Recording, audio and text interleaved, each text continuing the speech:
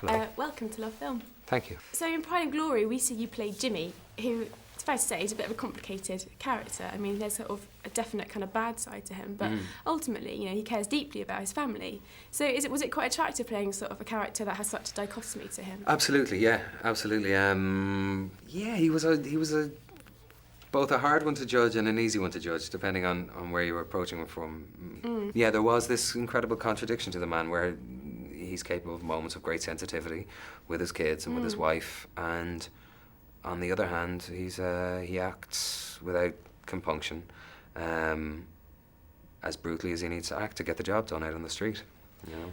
Because there are some pretty brutal scenes. Yeah, horrible stuff. Really, really quite nasty. Yeah, and obviously the one I'm probably going to bring up, and I think one a lot of people walk away with, is the scene with the baby and the iron. I mean, how do you get, even, you know, as a character actor, how do you get your head around something like that? I don't even know.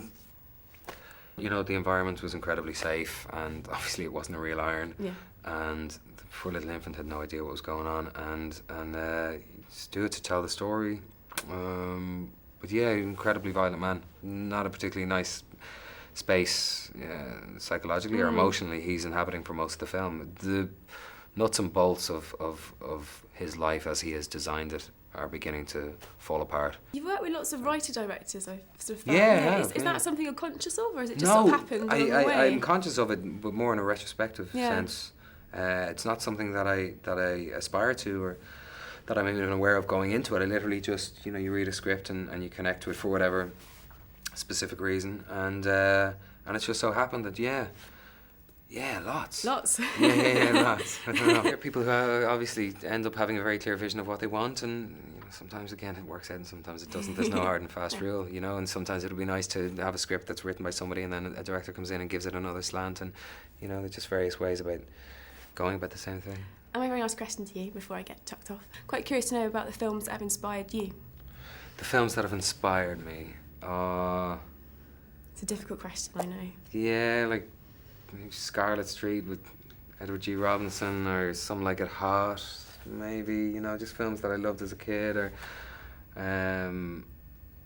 Cool Hand Luke, and One Flew Over the Cuckoo's Nest, and humoresque John Garfield. I love John Garfield, you know, all his stuff. And I don't know, Willy Wonka and the Chocolate Factory, loads. The new one or the old one?